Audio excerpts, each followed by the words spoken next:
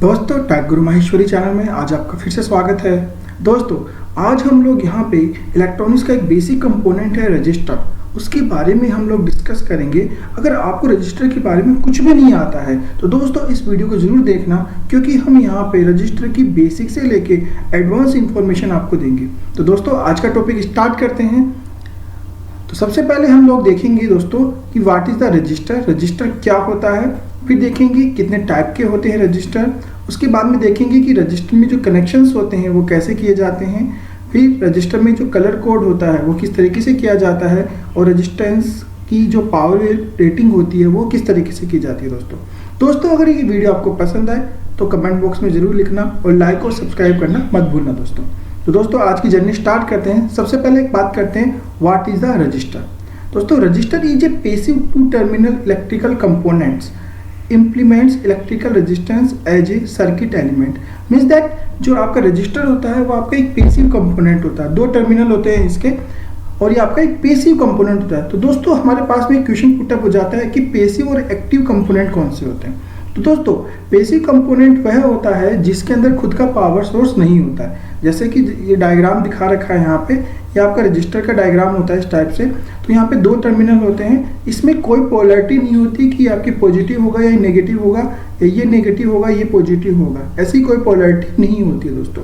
तो ये आपका एक पैसिव कंपोनेंट है जो आपके रेजिस्टेंस का काम करता है किसी भी सर्किट के अंदर। रेजिस्टेंस का मतलब वो क्या करता है, करंट के फ्लो को अपोज करता है दोस्तों।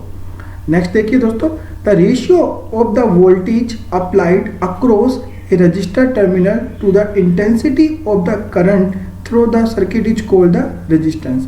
मीन्स दैट आपके पास में दो चीजें होती है दोस्तों, एक होती है वोल्टेज और एक होता है करंट। तो दोस्तों यहाँ पे क्या होता है कि वोल्टेज हम लोग किसी भी सर्किट में अप्लाई करते हैं जिसके कारण आई करंट फ्लो होता है। तो V अपॉन आई का जो रेशियो होता है दोस्तों उसको हम रेजिस्टेंस R से शो करते हैं। तो मतलब होता है R इक्वल टू आपका हो जाता है V अपॉन आई। आगे बात करते हैं, this relation is represented by the Ohm's law. दोस्तों इसको अपन ओम्स लॉ भी कहते हैं। V is equal to I R, इसको हम लोग ओम्स लॉ भी कहते हैं, जहाँ पे V आपका अप्लाइड वोल्टेज होता है, I आपका करंट होता है और R आपका रेजिस्टेंस होता है जो कि सर्किट का होता है दोस्तों। आगे चलते हैं दोस्तों, हम बात करते हैं सिंबल्स की, यूनिट और सिंबल्स की बात करते हैं। The Ohm's law is the SI unit of electrical resistance named after George Simons law.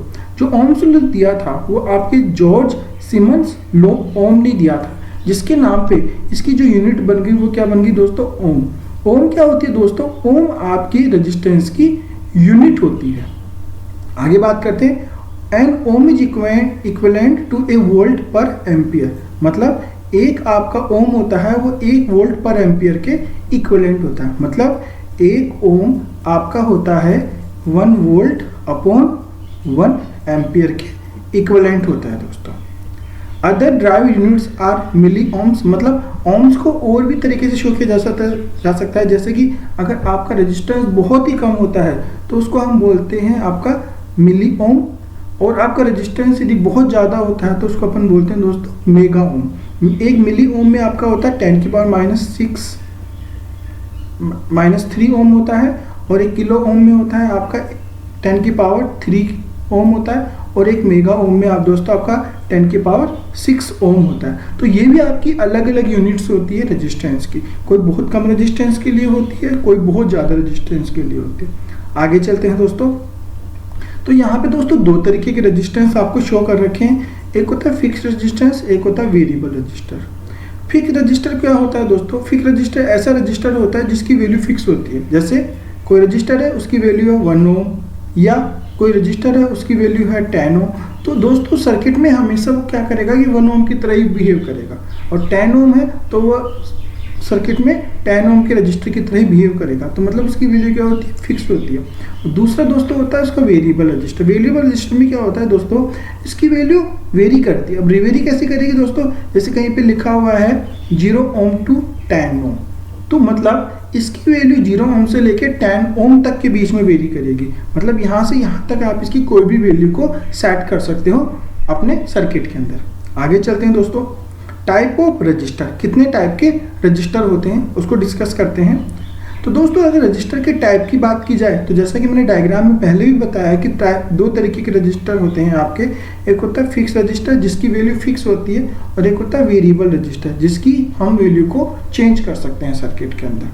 तो दोस्तों फिक्स रजिस्टर में कौन कौन से रजिस्टर होते हैं तो उनकी भी बात कर लेते हैं। सबसे पहला होता है आपका कार्बन कंपोजिट रजिस्टर, दूसरा होता है फिल्म रजिस्टर, तीसरा होता है वायर वाउंड रजिस्टर, चौथा होता है आपका रेजिस्टेंस वायर। ये 4 तरीके के जो रेजिस्टेंस होते हैं इनको हम दोस्तों फिक्स रजिस्टर कहते हैं। और आपके वेरिएबल रजिस्टर में आते हैं रियोस्टेट, पोटेंशियोमीटर, थर्मिस्टर, हमिस्टर, वेरिस्टर और फोटो रजिस्टर।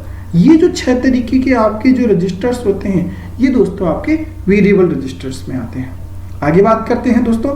सबसे पहले हम बात करते हैं कार्बन कंपोजिट रजिस्टर के बारे में कि कार्बन कंपोजिट कैसा रजिस्टर होता है। तो दोस्तों जैसा कि अपन ने ऊपर देखा हुआ है अभी भी कि कार्बन कंपोजिट रजिस्टर आपका एक फिक्स रजिस्टर होता है। तो मतलब सर्किट में इसकी वैल्यू क्या होती है, फिक्स रहती है। इसका जो इंडक्टेंस होता है वह बहुत कम होता है। आइडल होते हैं हाई फ्रिक्वेंसी एप्लीकेशंस के लिए। जैसे आपके ट्रांसमीटर होता है वो हाई फ्रिक्वेंसी वाले होते हैं, तो वहाँ पे ये जो रजिस्टर्स होते हैं वो आपके आइडल होते हैं, परफेक्ट होते हैं। वेरी चीप होते हैं, मतलब सस्ते होते हैं बनाने के लिए। और ये हाई जो आपका लार्ज टॉलरेंस होता है वो इनका होता है, मतलब इनका टॉलरेंस होता है वो बहुत ज़्यादा होता है। मतलब जैसे आपने कहा कि 10 किलो ओम का रजिस्टर है तो 10 किलो ओम से वो जिसका फ्लक्चुएशन होगा वो इसका ज़्यादा होता है। तो दोस्तों ये आपका जो कार्बन कंपोजिट रजिस्टर होता है उसका जो स्ट्रक्चर होता है वो कुछ इस टाइप्स का होता है, और मार्केट में ये इस टाइप से अवेलेबल रहते हैं। जैसे कलर कोड के अंदर ये रजिस्टर अवेलेबल रहते हैं दोस्तों। तो दोस्तों देखिए इसमें कैसे स्ट्रक्चर होता है। सबसे पहले आपका इंसुलेटिंग मटेरियल होता है आउटर साइड के अंदर, इसमें आपको कलर शो कर रखे हैं, ये सारे इंसुलेटिंग मटेरियल होता है। इसके इनसाइड में ये कार्बन का मिक्सचर होता है जो रेजिस्टेंस की तरह बिहेव करता है। तो दोस्तों इस तरीके का स्ट्रक्चर होता है आपका कार्बन कंपोजिट रजिस्टर का। नेक्स्ट में आते हैं दोस्तों, दूसरा आपका होता है film register. The resistive value of the register is controlled by the increasing the desired thickness of the deposited films। मतलब इसकी थिकनेस को हम चेंज करके इसकी वैल्यू को चेंज कर सकते हैं। Register up to 10 mega ohm can be obtain have tolerance 1% और लेस। मतलब इसकी जो टॉलरेंस होती है वो बहुत कम होती है। जितने भी हाई ओम के रेजिस्टेंस होते हैं, हाई वैल्यू के रेजिस्टेंस होते हैं, वो सारे के सारे दोस्तों आपके फिल्म रजिस्टर्स की कैटेगरी में आते हैं। ये आपका फिल्म रजिस्टर का डायग्राम है, इसकी भी कैलकुलेशन हम आपकी कलर कोडिंग के थ्रू ही करते हैं।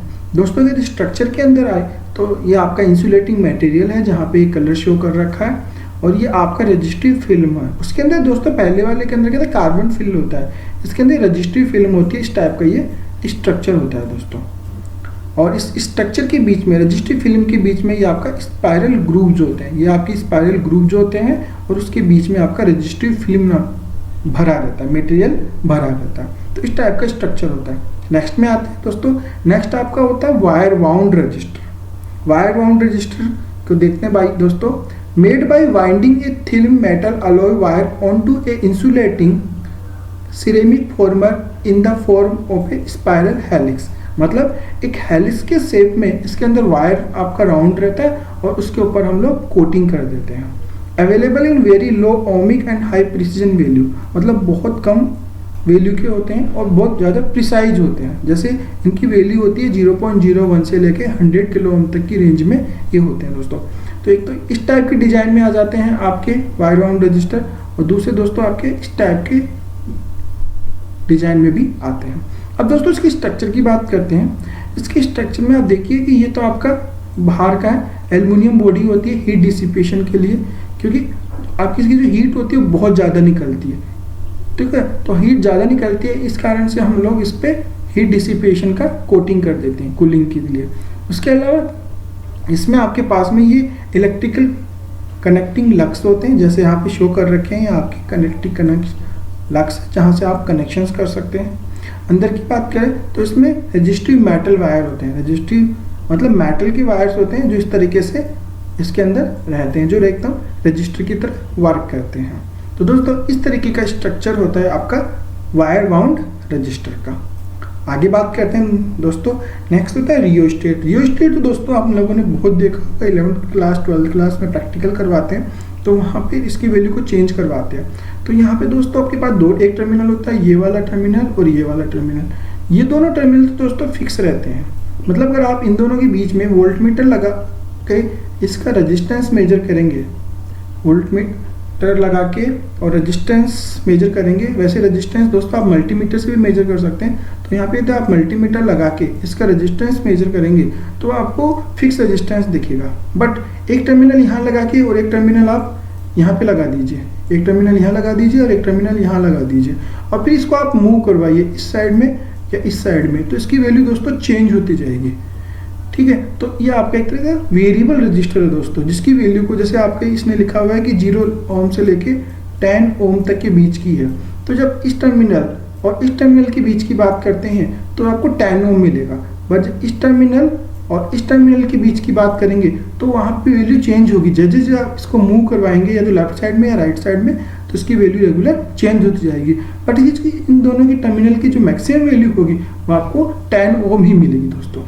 तो rheostat is a adjustable register up to in applications that require adjustment और करंट और वेरिंग और resistance in an electric circuit. मतलब इलेक्ट्रिकल सर्किट में अगर आपको रेजिस्टेंस को चेंज करना है, वेरिएबल करना है, एडजस्ट करना है अलग अलग तरीके से, तो दोस्तों हम लोग वहाँ रियोस्टेट यूज करते हैं। A symbol type of rheostat is the potentiometer. मतलब दोस्तों इसका जो रियोस्टेट का जो सिंबल होता है वो पोटेंशियोमीटर जैसा ही होता है। तो दोस्तों ये सिंबल होता है आपका रियोस्टेट का। आगे चलते हैं दोस्तों पोटेंशियोमीटर के अंदर। A potentiometer is a port in electronic technologies is a 3 terminal resistor with a sliding control that forms an adjustable voltage divider। Means that ये क्या करता है, ये भी वोल्टेज का डिवाइड करता है, बट जो रियोस्टेट होते हैं वो आपके बहुत कम होते हैं, मतलब 10 ओम 20 ओम 50 ओम इस तरीके से कम वैल्यू के लिए हम रियोस्टेट यूज लेते हैं। और जो पोटेंशियोमीटर होते हैं वो हाई वैल्यू के लिए होते हैं, जैसे 10 किलो ओम या 50 किलो ओम या 100 किलो ओम, तो उस रेंज के लिए आपके पोटेंशियोमीटर वर्क करते हैं। यहाँ पे दोस्तों हम क्या करते हैं, इसकी जो नोब होती है, इस नोब को हम लोग मूव करवाते हैं। इस नोब के मूव करने से क्या होता है दोस्तों, आपके पास में ये टर्मिनल इस टर्मिनल के बीच में वैल्यू चेंज होती रहती है। और अगर आप फिक्स की तरह इसको यूज करना चाहते हैं तो ये टर्मिनल और ये टर्मिनल, इन दोनों टर्मिनल को ले लीजिए, तो यहाँ पे आपको एक फिक्स वैल्यू मिलेगी। और अगर आप इस टर्मिनल को और इस टर्मिनल को लेते हैं तो आपको एकदम वेरिएबल वैल्यू मिलेगी। मतलब इसको मूव करवाने पे इन दोनों टर्मिनल की वैल्यू को चेंज होती रहती है, इन दोनों टर्मिनल की वैल्यू रेगुलर चेंज होती रहती है। तो potentiometer are commonly use to control the electrical device such as volume controller, joysticks में इसको यूज किया जाता है, या तो वॉल्यूम को कंट्रोल करने के लिए या जॉयस्टिक्स में वेरिएबल रजिस्टर की तरह यूज करने के लिए इसको यूज किया जाता है। नेक्स्ट में आते हैं दोस्तों, नेक्स्ट रजिस्टर आपका होता है thermistor. Thermistor is a type of register whose resistance vary significantly with temperature। Means that thermistor होता है, उसका जो रेजिस्टेंस होता है वो चेंज होता है।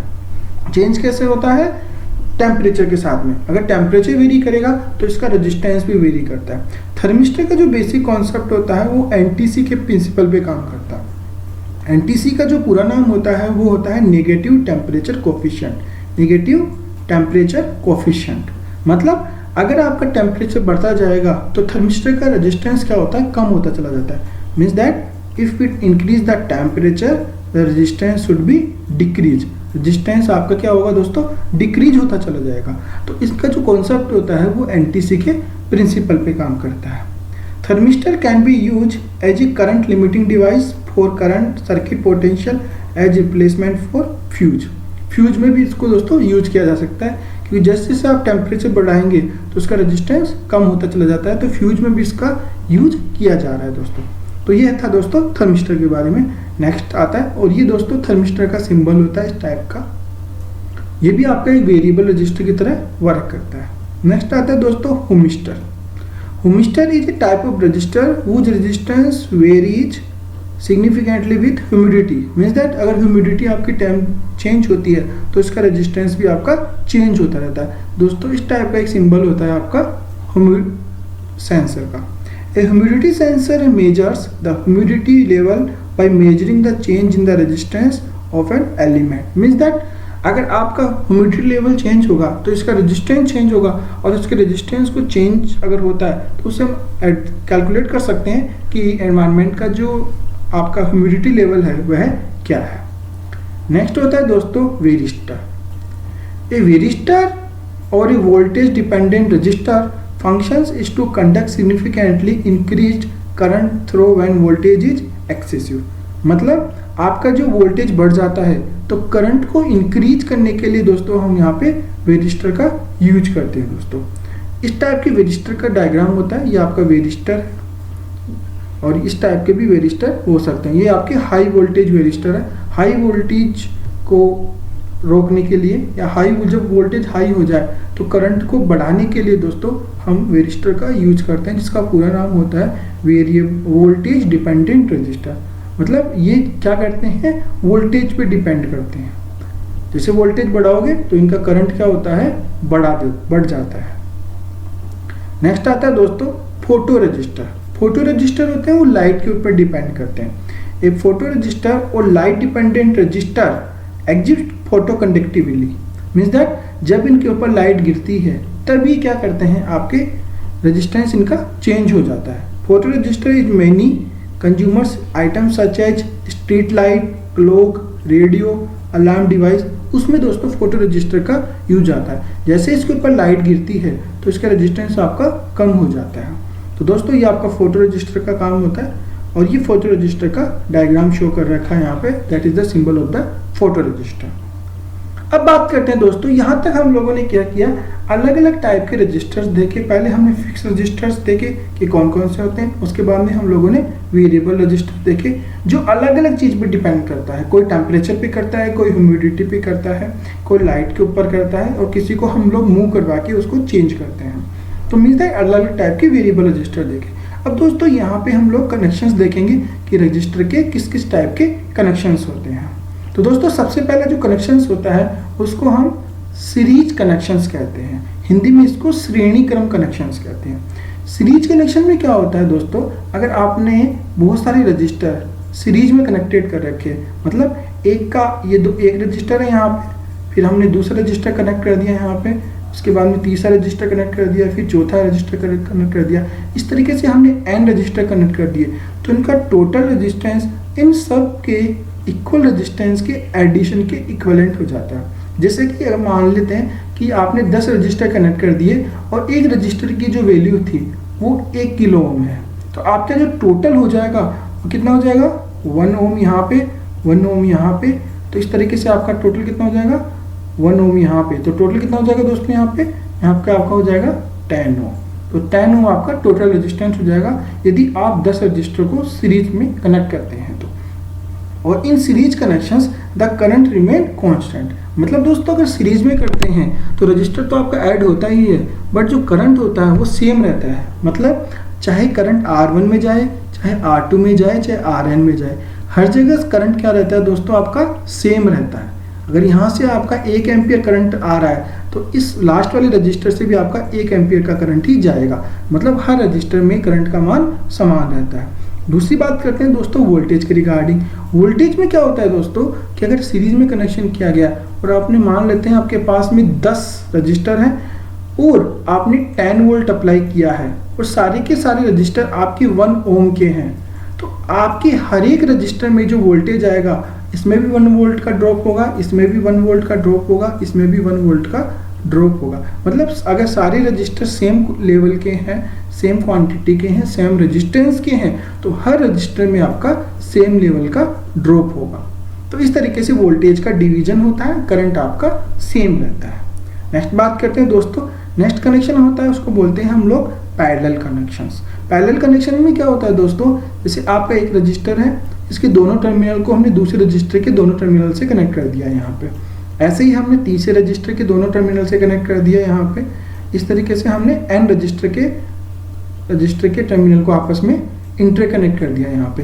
तो इस तरीके का कनेक्शंस होता है। तो उस कनेक्शंस को हम पैरेलल कनेक्शंस कहते हैं। घर में जितनी भी सप्लाई होती है वहाँ पे जो कनेक्शंस होता है वो आपका पैरेलल कनेक्शंस होता है। पैरेलल कनेक्शन में यदि आपके पास में n रजिस्टर हैं और आपको उनका इक्विवेलेंट रेजिस्टेंस निकालना है तो उसके लिए क्या करना पड़ता है, वो फॉर्मूला होता है 1/R equivalent equal to 1/R1 plus 1/R2 plus 1/Rn। तो इस तरीके से आप कितने भी रेजिस्टेंस आपके पैरेलल में कनेक्ट हो तो आप उनका इक्विवेलेंट रेजिस्टेंस निकाल सकते हैं।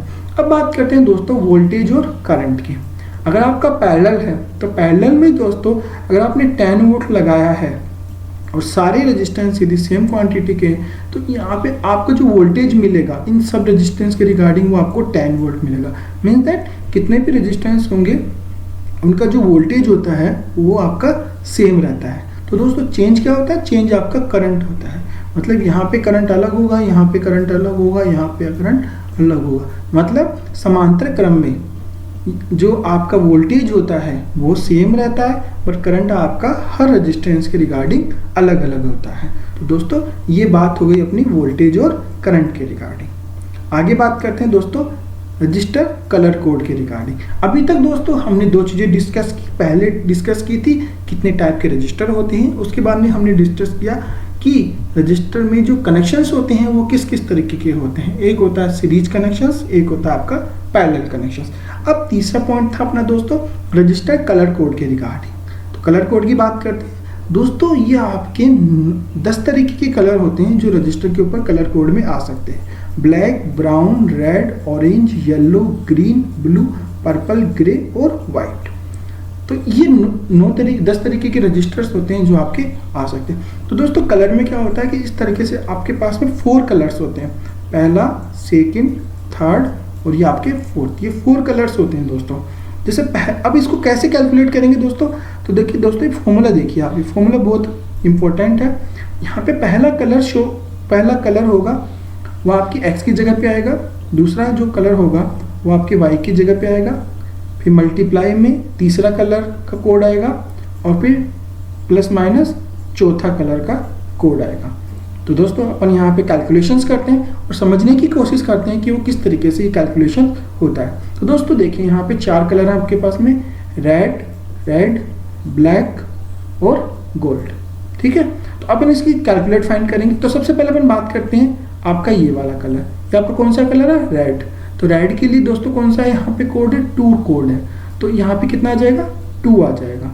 नेक्स्ट आपका है रेड के लिए फिर 2 है तो ये आपका 2 आ जाएगा। ठीक है, आगे बात करते हैं दोस्तों, आपके पास में नेक्स्ट है ब्लैक। तो फर्स्ट डिजिट होती है, फिर सेकंड डिजिट होती है, फिर थर्ड डिजिट आपकी मल्टीप्लायर में होती है। तो मल्टीप्लायर में मतलब हो जाएगा इनटू 10 की पावर 1। सॉरी ब्लैक है तो ब्लैक आपका हो जाएगा 0, 10 की पावर 0 हो जाएगा यहाँ पे। फिर हो जाएगा प्लस माइनस में आगे कौन सा दोस्तों, गोल्ड है। तो गोल्ड के लिए आपका होता है प्लस माइनस 5% और आपका सिल्वर होगा तो सिल्वर के लिए होता है plus minus 10%। That is the tolerance.